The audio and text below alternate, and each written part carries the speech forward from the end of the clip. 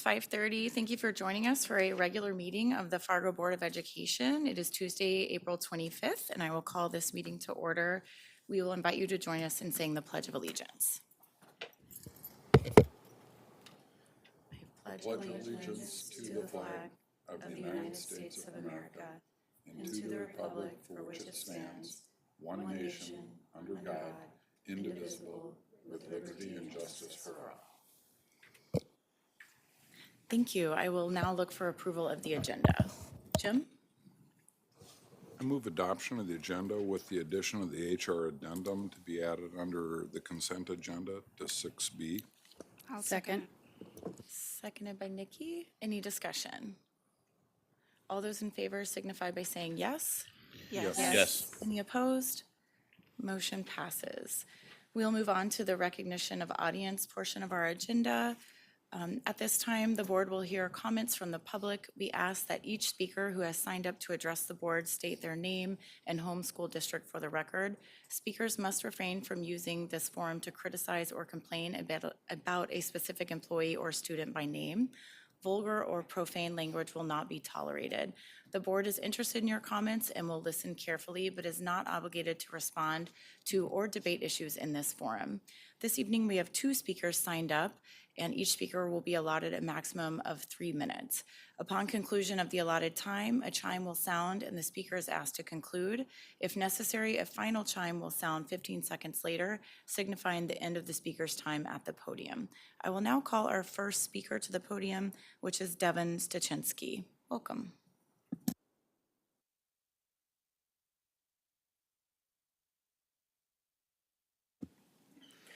Devin Stachinsky, HMR. Guess I better go quick today.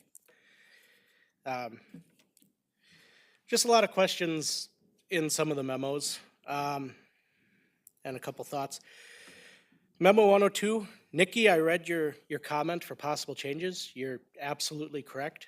I think you should pull that out of the consent agenda, and you guys should talk about that tonight for possible changes. That's excellent that you're thinking about that. Memo 103 for the walk-in freezer and cooler. I was just curious, what kind of calibration and validation data do you guys keep on units like that, as they're used to hold all the food for feeding our kids? Just curious for FDA compliance reasons. I only ask because I have to deal with that type of stuff. Oh, then Memo 105. I'm curious as to why you are buying 12,309 sets of books for K1 and 2, and when you do the math on at least the very first line item, that's enough books for, as you put, 6 sets of each in the classroom. That's enough books for 8 sections of, I'm guessing the first one is for kindergarten, so 8 sections of kindergarten at every single elementary school. It seems a bit excessive. Also, we spend hundreds of thousands from Amazon. I wonder if maybe they weren't cheaper there. Memo 106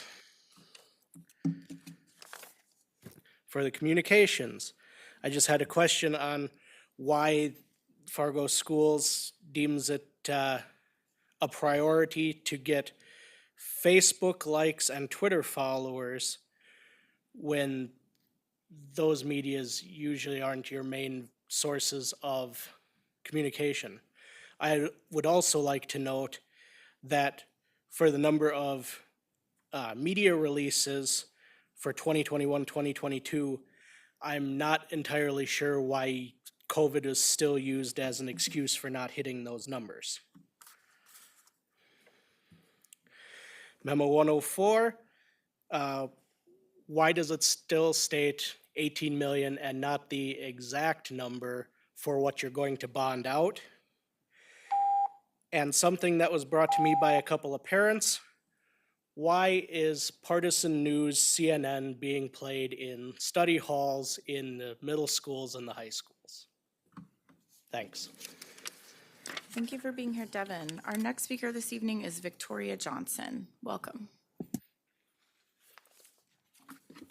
Can you, Madam President, can you pause my times? I have Anna Marie passing out some stuff, please, so I can get my 3 minute back.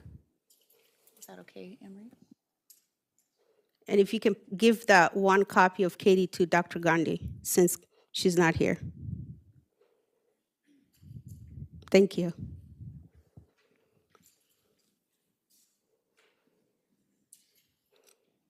Thank you. Sure, give us just a second. We'll reset your time. Thanks, Victoria. Yep. Okay, Madam President and member of the board, my name is Victoria Johnson. Oftentimes people look at the shirt I wear, they ask the question, why are you wearing that shirt?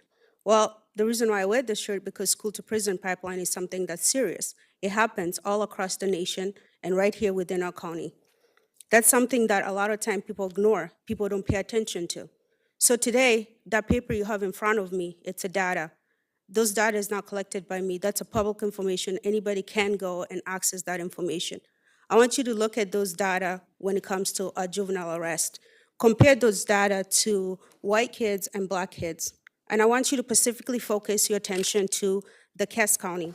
Don't look at the Burleigh County, don't look at the statewide. Just look at the Cass County. Look at those percentage of the kids who are getting sent into the school, from our school, and it could be in our community, into the juvenile court. If you look at the Cass County, let's see. If you look at our Cass County numbers, you'll notice that more and more kids of color are getting sent to the juvenile court more than kids of white. If you look at that, it's a 6.24% it's getting sent to the arrest or refer. And if you look at our detention, you can also look at those data and look at those numbers. That's a really big concern. That's a concern that's going across the nation and right here in our county. Our school district is looking at changing the DEI into education justice. That's going to be the new title. What area will this person be focused on? That's a question I think we need to know. We need to ask those questions because this is a huge issue. Is the school district collecting their own data to look at if they're having any of this issue within their district? I had asked that question before, if they have any data to show me how many kids are getting sent within Fargo Public School into the juvenile court. That information was never released, and I never got the answer. And I think you guys should ask that question. Do we have that issue right here? Is school to prison pipeline happening here in Fargo Public School? How is this education justice person going to help in making sure that education equality it's happening within all the students, not just for one, for all the students? Because implicit bias within our education system exists.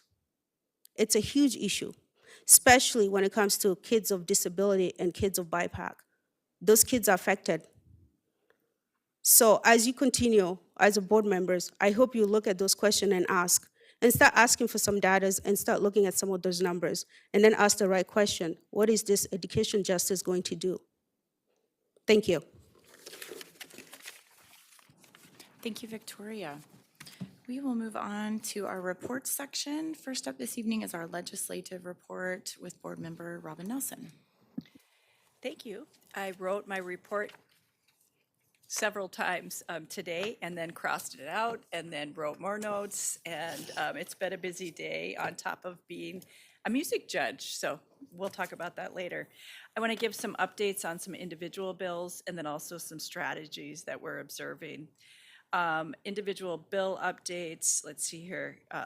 Bill number 1120, a couple days ago, the Pledge of Allegiance bill was passed unanimously and Burgum did sign that. Today, House Bill 1040, which is the North Dakota Public Employee Retirement System closure, passed 76 to 17. There was some spirited comments on the floor. Third item, 1532, also known as the Private School Voucher Bill. That veto was reconsidered today, and the veto was upheld 52-41. Another one that was passed today was 2328, and that is the study of K-12 funding. It creates a task force, and that passed unanimously.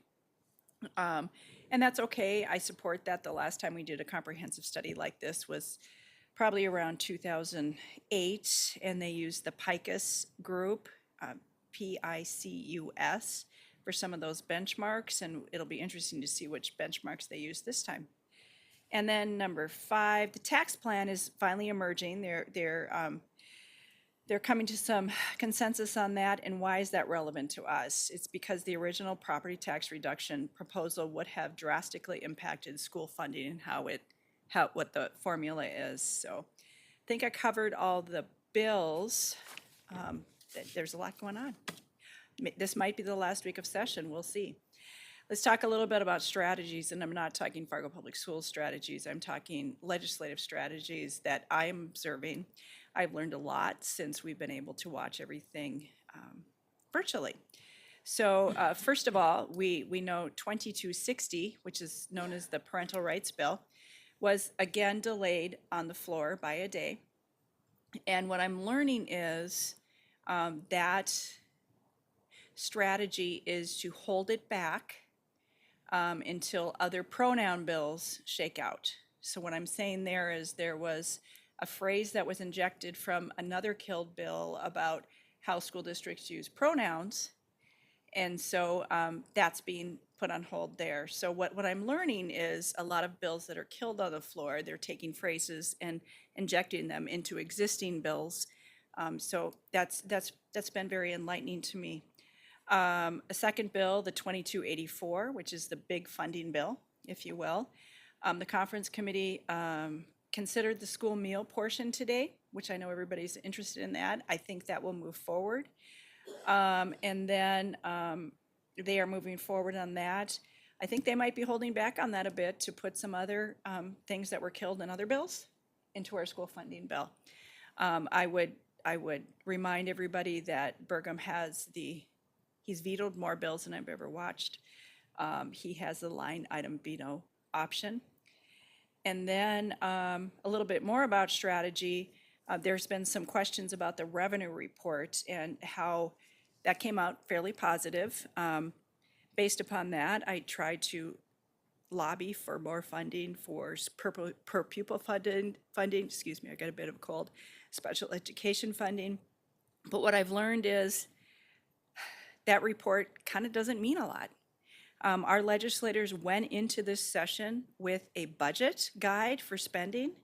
And at the time that I was trying to advocate for more funding for different programs, they were $2 billion over. And I was told it's not going to do you any good to advocate for more funding because we are cutting programs now.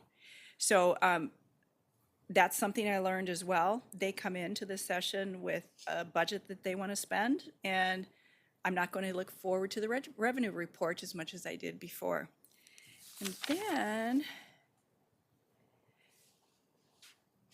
I think that might be it, but I'm happy to ask any questions. I tried to keep my notes as much as possible, so I think that's it. Thank you so much for your diligence in a rapidly changing landscape. Any questions or comments for Board Member Nelson? Yes, Nikki. I don't have as much of a question as I do a comment. Thank you, Robin, for staying on top of this. It's been a challenging legislative session for sure. And you've done more updates than I have ever seen. And I appreciate your work because I know it's a ton of work keeping everybody informed. So just wanted to say thank you. Thank you for mentioning that, Nikki. I appreciate it. Any further discussion? Thank you for your report. Maybe we'll look forward to a summary report next time. Well, I am assigned to write an overview of the Oh, session. okay. And that's due May 9th. Don't so we'll count your see how we go. chickens quite yet. Okay, got it. Thank you. Thank you. We'll move on to our FEA report. Dr. Khan, or no, is there anyone here? No one present, and I did not receive correspondence, so I'm sorry. We'll move on to our superintendent report. That is actually Dr. Gandhi. No, nothing new to report today. Okay, excellent. With that, I will look for approval of our consent agenda. Robin? I move approval of the consent agenda with the HR addendum. Second. Seconded by Jim. Any discussion? All those in favor signify by saying yes. Yes. Yes. Any opposed? Motion passes. Okay, excellent. We'll move on to the business section of our agenda. First up this evening is the Community Outreach and Communications Monitoring. This is at your desk at memo 106. And I believe that comes from you, Dr. Grundy? Yeah, I'll kick it off, and I'm sure Anne Marie will be able to chime in as well. This is your annual monitoring for Strategic Initiative 4. As board members know, this is a year of our new and refreshed strategic plan. So ultimately, what Strategic Initiative 4 comes down to is about 274 different goals or action items that we as a district kind of take part in to get to the results that we want to achieve. So this is just kind of monitoring from a uh, our strategic plan, strategic 4, and where we are with this first year. We have 3 ultimate results that we are trying to achieve with this goal or with this strategic initiative. One is to establish partnerships and relationships with nonprofit agencies, areas of business, and government subdivisions. One is to work with, sorry, that's part of that. The other, as we go down, are to look at,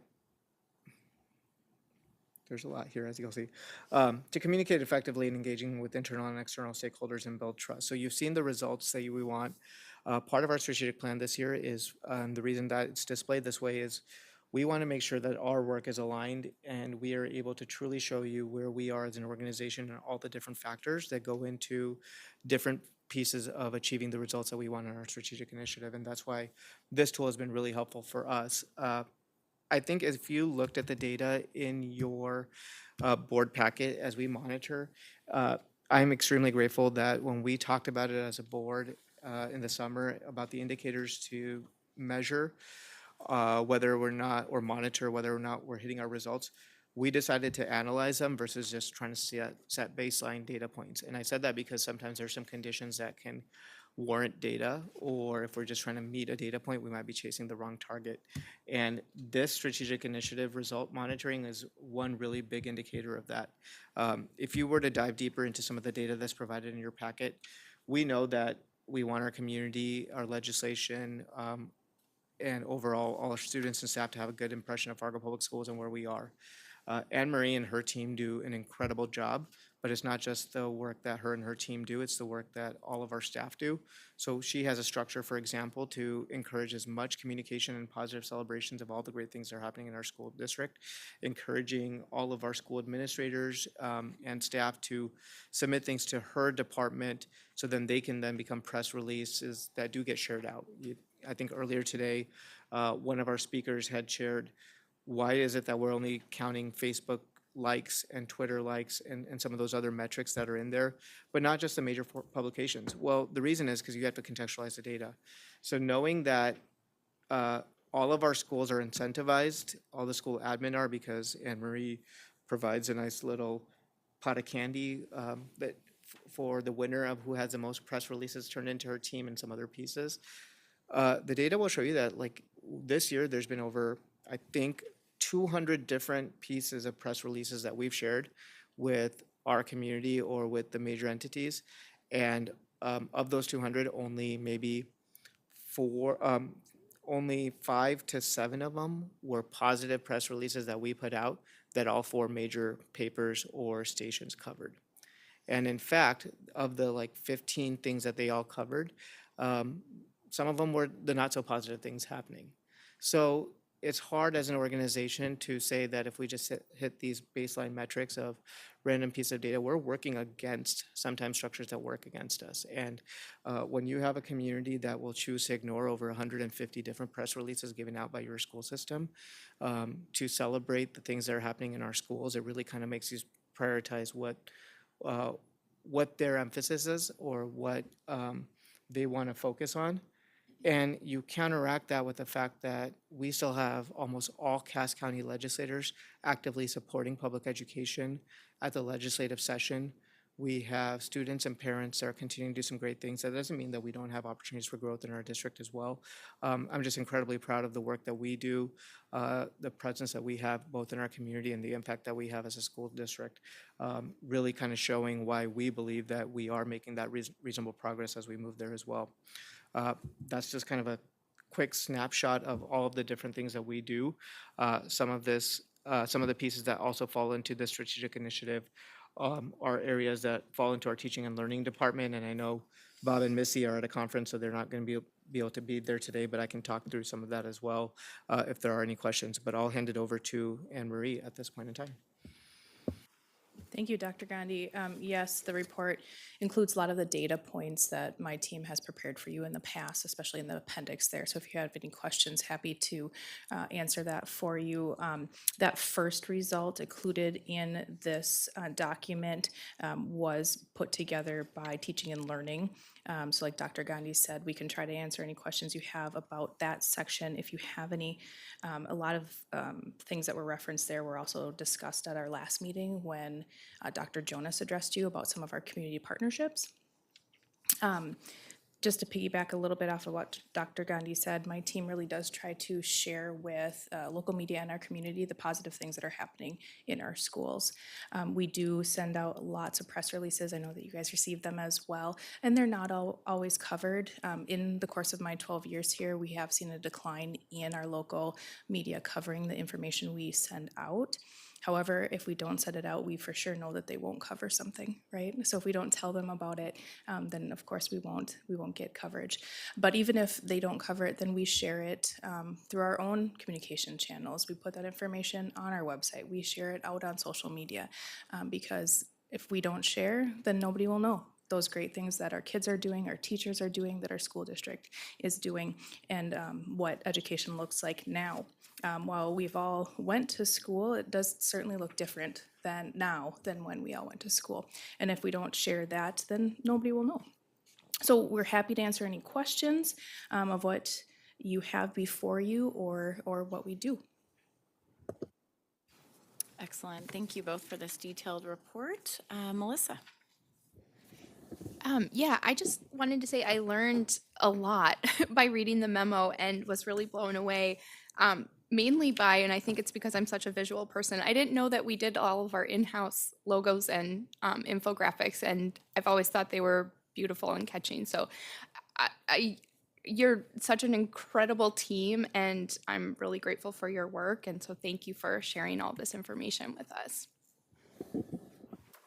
Thank you. Other comments or questions? Robin?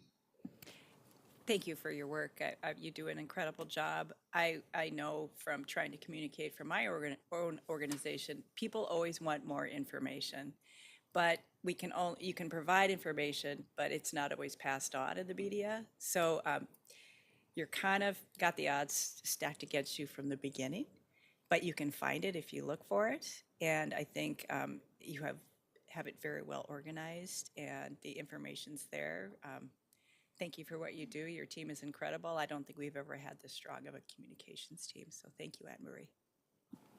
Yeah, thank you. I'll just insert a comment here that I am a parent of 3 children in our district at 3 different levels. So I have an elementary, middle, and high school, which meaning I get all 3 newsletters every week. And so your information is shared because often what you guys share as a district goes into those newsletters. So then it gets distributed at those different levels.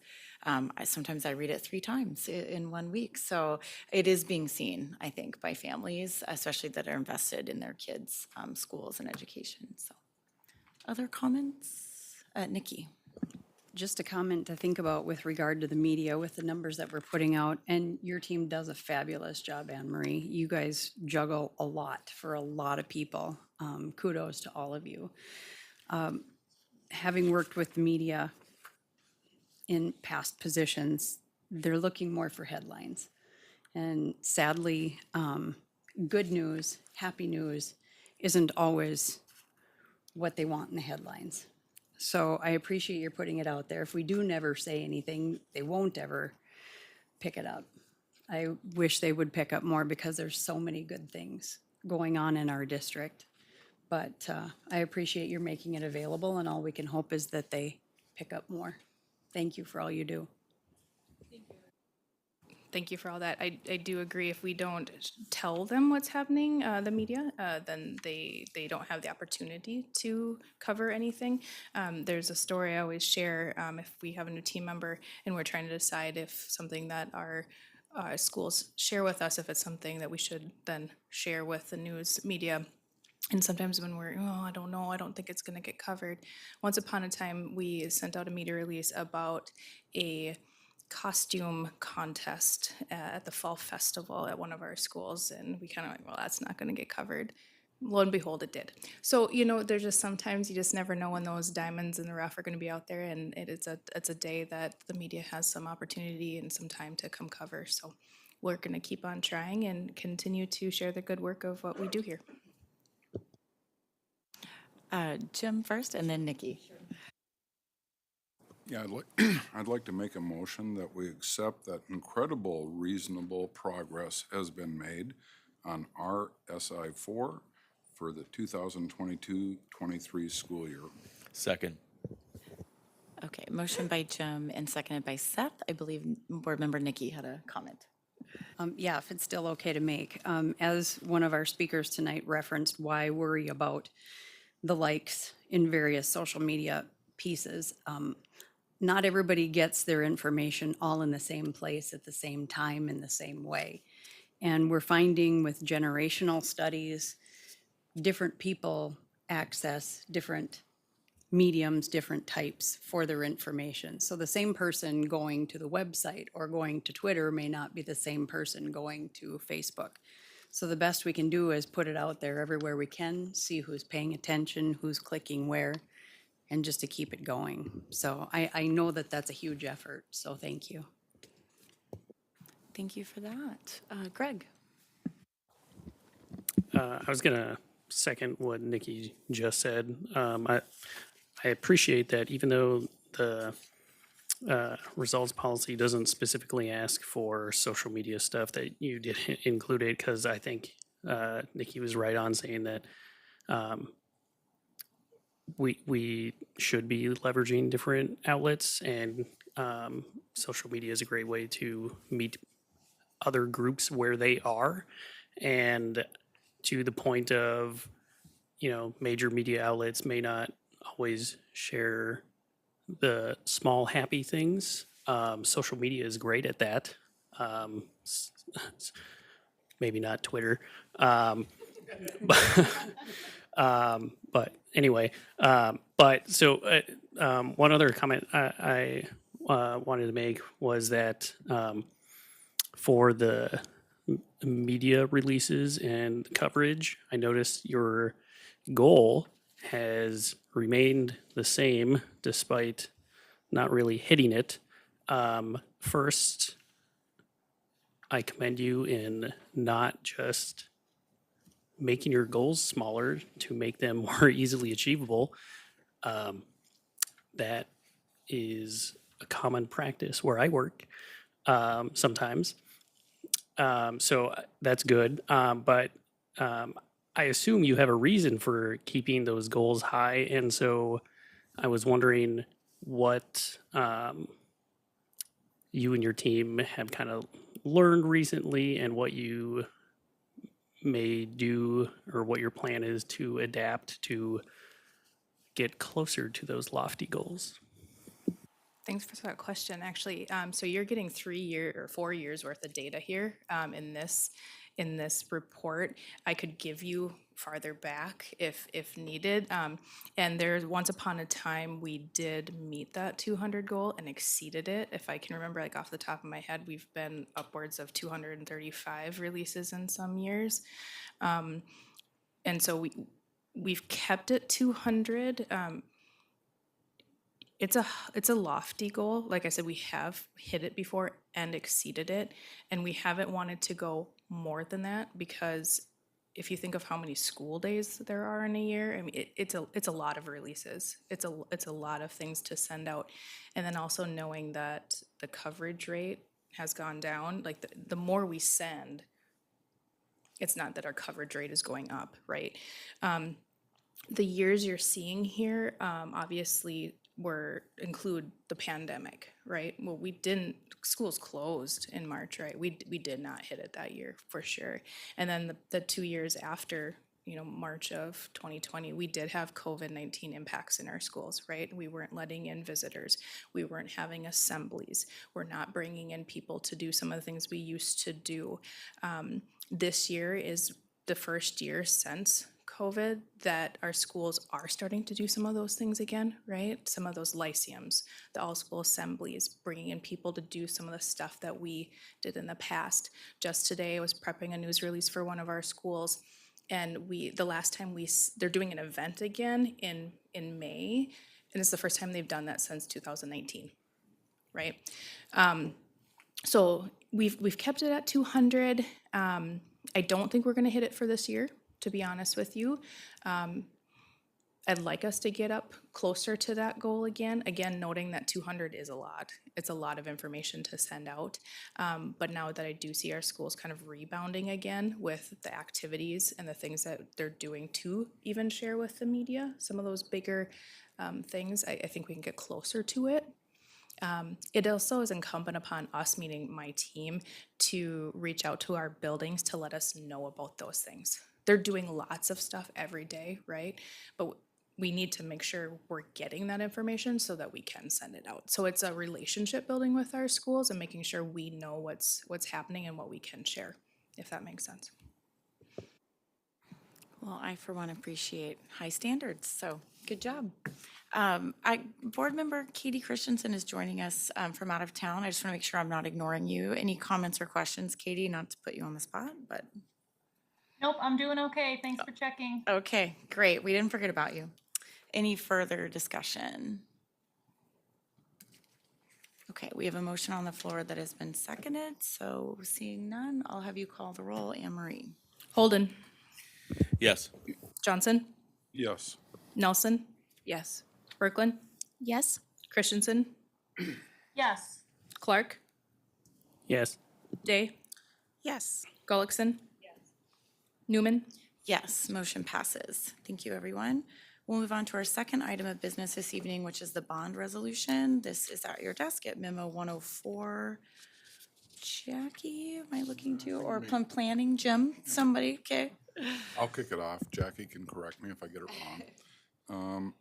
The action we took to authorize the administration to proceed on the bond issue requires under state statute that we post that notice, and then there's a 60-day protest period that is now expired. We had no protests filed, so we are now in a position to finalize that original motion and proceed to issue the bonds up to 18 million.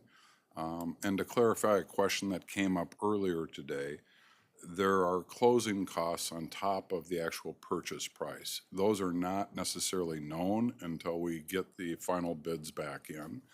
So the actual purchase price for the land is $17,151,536.38. On top of that will be whatever closing fees come from the actual transaction and issuing the bond at market price. So at that point in time, I'd like to make a motion that we adopt the resolution providing for the public sale of up to $18 million of limited tax school building bonds, Series 2023, and adopt the resolution providing for the participation in the school bond credit enhancement program. I will second that. Okay, motion on the floor by Jim, seconded by Robin. Further discussion or questions? Greg. So is there a typo in the memo where it says after the 17 million number, including closing fees?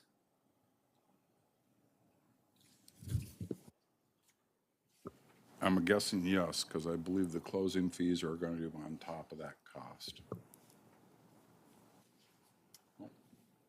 No, there isn't a typo. That's the total cost of the purchase of the land, including the closing fees on the land. But but not the bonded cost. Right, but my intent in that line was not to refer to the cost of any bonding. My intent on that line was to refer to what the complete and total cost of the land was, including the closing costs we paid on the land, not the closing costs that will be coming on the bonds. Thank you for that clarification. Craig? Are we still confident then that 849,000-ish, that should be sufficient to still cover those closing costs? It'll be well less than that. Good. Yes. It's just to leave a little leeway in there, to not tie yourself, but it will be much, much less than that amount. Okay, thank you. Okay, Nikki? So then, Jack. I thought I had it, sorry. So the additional dollars that are over and above, then do we just not take that in the bond if we don't need it? Is that? Right, they'll sell the bonds and factor in then the total after the sale of the fees we have to pay to issue, and then that will be our final price that we'll have in there. Got it, thanks. Other questions? Okay, thank you to planning. And Jackie, Emery, I'll have you call the roll.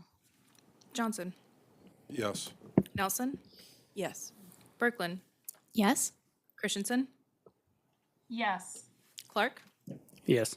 Day, Yes. Gullickson, Yes. Holden, Yes. Newman. Yes, motion passes. Thank you. I believe we're going to do our board reports first. So I'm going to start with you, Board Member Christensen, so I don't forget about you. Okay, thank you. Last week I attended our planning meeting and our communications committee meeting, and I also had a one-on-one meeting with Dr. Gandhi.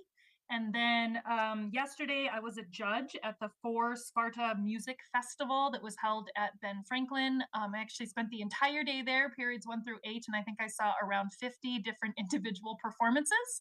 And the students did a really great job with that, and it was a great experience for them, arranged by Mr. Calrow. And that's all I got. Thank you. Great, thank you. Craig? Yeah, so had several negotiations, meetings, whether with the FEA or just the board. Had CEA committee, had my one-on-one meeting with Dr. Gandhi last week, and also met with the health insurance committee. An update from there. Some of I believe the negotiations committee was also kind of appraised of this, but the health insurance committee, as part of our transition to only HSA plans, is likely to recommend plans that will inevitably come with a larger than average increase to the district's cost. So get ready for that.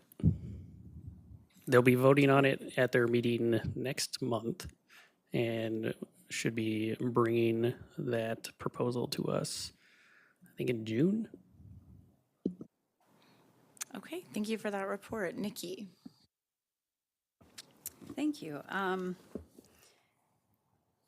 think I'll start, you've heard negotiations mentioned. We've had several negotiations meetings, both with the committee, and then we had met also with the FEA and the board together. Last Friday was communications, engagement, and advocacy. We had governance on Monday. But I also wanted to mention on April 13th, I had the pleasure of attending the Youth Film Festival. And we had several FPS students take part in that. And the topic was on mental health, how to talk about it, how to approach it. They were short films, awards were given, a substantial amount of money, I thought, for youth artists was given. I appreciated that, but it was quite an honor to be there and to see how our kids are thinking about and approaching this topic, utilizing film. So, thank you. Thank you. Jim? I too have been at a number of negotiating meetings. We had a planning committee meeting last week, a governance committee meeting this week. I too had the pleasure of being over at Ben Franklin yesterday, listening to some incredible young men play the trumpet. And luckily, the co-judge was from Concordia and understood music, so I could just copy her sheet to make sure I was judging correctly, because I couldn't tell you if they played a C, D, or G note, if there is such notes. But it was a great experience and the highlight of my day, to say the least. And for those of you that just have nothing else to do Friday morning that are on the planning committee, Seth, you get to come to this building all 5 days this week, because we are going to have a planning committee meeting at 7:30 Friday morning. Hopefully it'll be a fairly quick one. We just have one topic we have to address. Thank you for that. And just to be clear, we do not encourage copying other people's work at Fargo Public Schools. Okay, Board Member Nelson. Oh, thank you. I also attended governance and had my one-on-one with Dr. Gandhi. Our next Governmental Affairs Committee, or GAC, is next, the next meeting is scheduled May 2nd at 7:30. We had to cancel our last one because it was on a snow day. I had the distinct pleasure of being present when Principal Amy Herrick was named Administrator of the Year for Discovery. So it's quite the covert, sneaky thing that Anne Marie and her team work on, but it was really fun because I felt like I was doing something wrong. I also got to judge music today. I judged 2 sectionals for saxophone, French horn, and viola. And I overheard that there is a professor from Concordia that was also there yesterday who said, "I think my wife is getting out of her lane and into mine." And he said, "Maybe I'm going to go start to lead some GAC meetings and go to try to change the world in Bismarck." So that happened there, but it was really fun, you guys. It was a great opportunity. I'm not a musician, so I counted on the actual musicians to judge as well. And I've had a great couple of weeks. And then also, I serve on another board called Badges of Unity Board. It's the Fargo Police Department's nonprofit arm that serves youth. And I share this because it connects to pretty much everything that we do in Fargo Public Schools as far as SROs, community outreach, and what have you. Sergeant Jacobson has led that team for quite a while, but it is a nonprofit arm. And I'm going to bring this up because it also addresses some of the comments from one of the speakers tonight about the school to prison pipeline. Some things that you may not be aware of. Recently, there were many things that were decriminalized for school-age youth, and those came into effect with administrative rules last August. So our police department will no longer write citations for tobacco use under 14, truancy, runaways, or unruly behavior.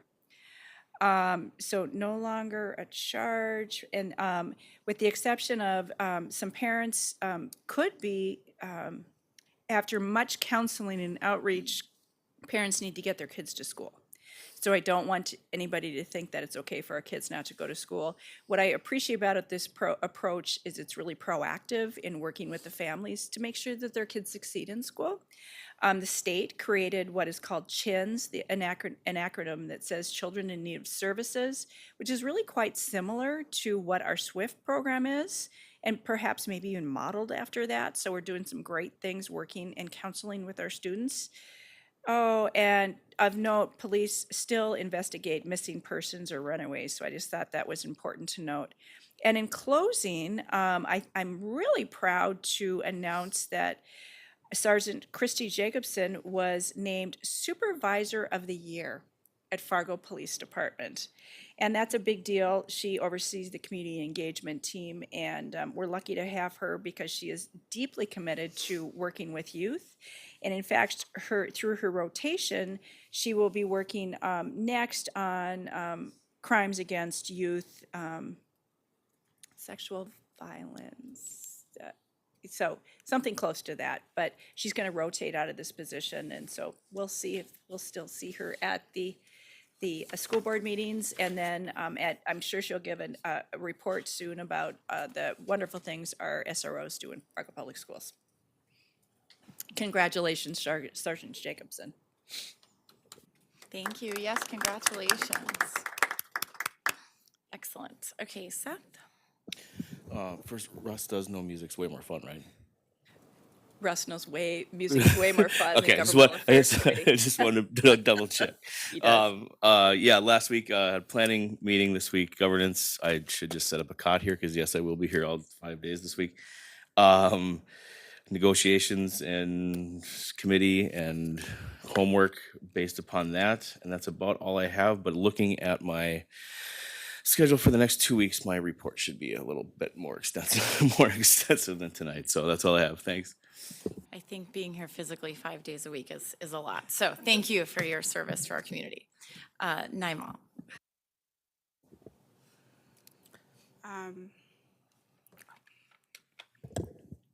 I don't know. Is this better? Good. So on April 13, I was able to go to Madison Elementary School for STEM night. It was fun. I actually get to do it myself too as well. I should see that there are amazing kids out there, and you just really get to connect with the family. And it just overall, I think it's just giving the students, the excitement about the STEM, like just helping them later on in the fields and being motivated and teamwork, collaboration. So that's what I got out of it. And then again, I went back again for bingo night. Don't ask me about bingo. I'm really terrible at it because they keep winning. And then also too, I get to see negotiation on first hand, and I'm like, wow, okay, that was a lot, but kiddo to you guys, because I don't know how you guys do it for 5 hours. I'm not giving you an idea for you to put me into board. So I'm just saying it. I'm into the negotiation team for next year, but I'm just saying it. It's interesting. It is a lot of work, a lot of hour, and I'm really proud of you guys, what you guys are doing. So, and then I attended the CEA committees, and then on Friday I was invited by the students at South High School, where I still do my volunteer work there on Wednesday and Friday for at least 2 hours. So I was invited by a couple of the students over there for cultural showcase. It was so fun. I thought that maybe I was just gonna watch them, and I ended up to be participating. So that was interesting because I had to wear my cultural clothes too as well. So just to show them that, I'm here too, even though it was not my plan to participate, they just kind of dragged me in. They're like, you're gonna do the fashion show too. So I was like, okay. So here I am in a fashion show with them. So it was fun. And then also and then on the same day, it was a busy day. On the same day, I went back to North High Schools to Principal Christensen, and I get to follow a couple of teachers there for Catalyst Train coachings. It was amazing. So, I actually met Dr. Birch's wife over there. She was one of the individuals that I get to observe, and because they were able to giving her feedback on how she's teaching the kids and things like that. And then other teacher too as well. It was just so incredibly amazing when I see Principal Christensen, which is Travis, you guys already know who he is. It was just amazing. These teachers really take their time to really educate our kids and not screaming, not yelling, And I like the fact that, they really take their feedback very, very very serious and willing to make changes on anything that they give them that feedback.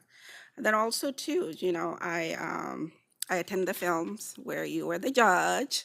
So mental health is so crucial. I think that our schools should be able to speak on mental health because mental health is a huge it is a huge impact in our students. And when I saw them, on those short films, it make me happy because they get to really play the role and saying, you know what, we need to talk about mental health more, and it should be normalized.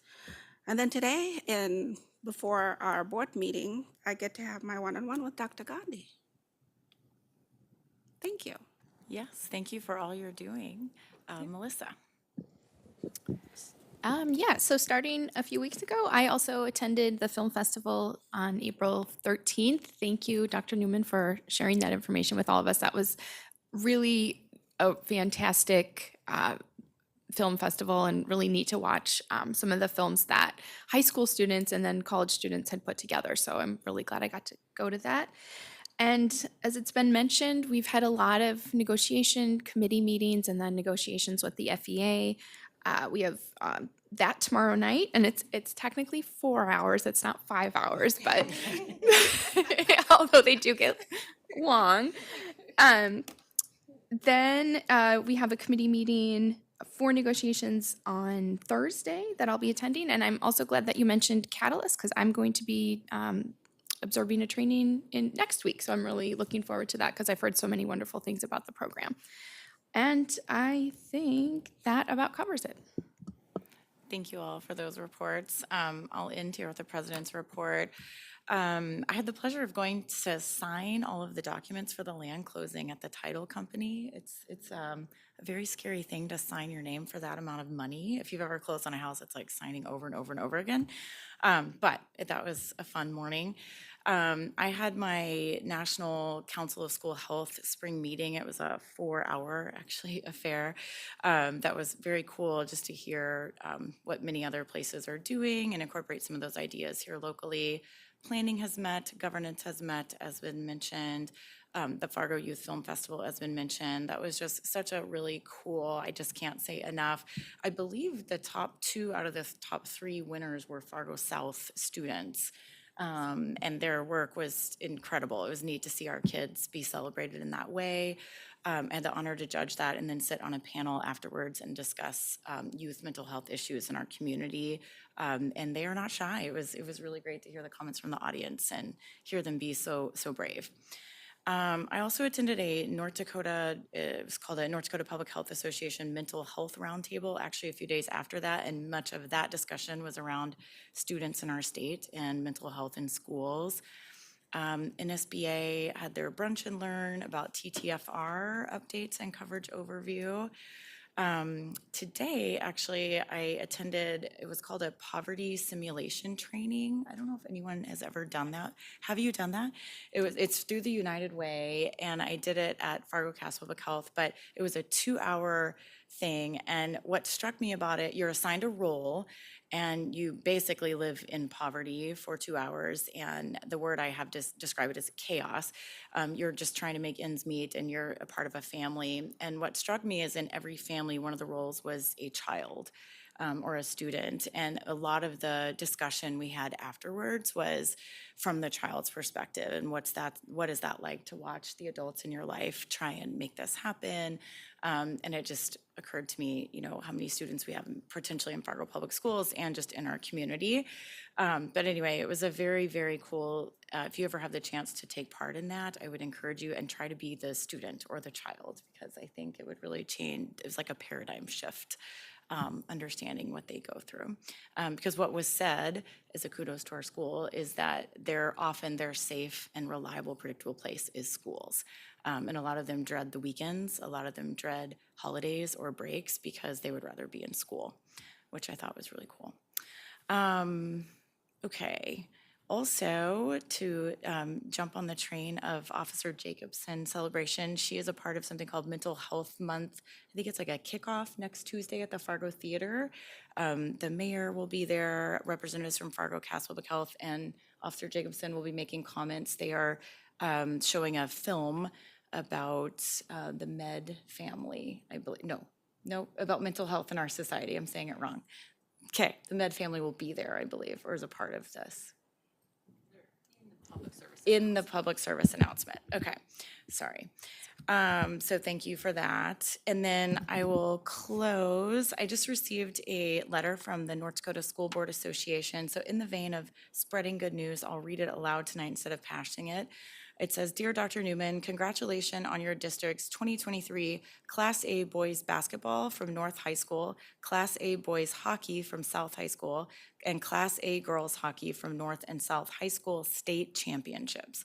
This kind of success reflects on the hard work and dedication of many members of your district who work in and with these programs, from the student participants all the way up to the school board.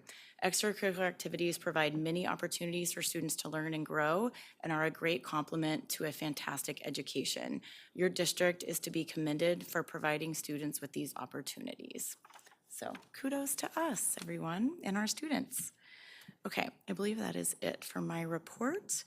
I will move on to item 9. I will look to the chair of our negotiations committee. Seth, are we in need of executive session? I would like to move that the board go into executive session for the purpose of negotiation strategy as permitted under North Dakota Century Code 44-04-19.1 and 15.1-16-22. Second. Okay, moved by Seth, seconded by Nikki. We don't need a roll call. All those in, oh, we do. Any discussion? Okay, Anne Marie, I'll have you call the roll. Thank you. Nelson, Yes. Brooklyn, Yes. Christensen, Yes. Clark, Yes. Day, Yes. Gullickson, Yes. Holden, Yes. Johnson, Yes. Newman. Yes, motion passes. And I believe we decided next time we're gonna stay put. We'll convert the room, so we'll take a brief pause. Thank you, everyone.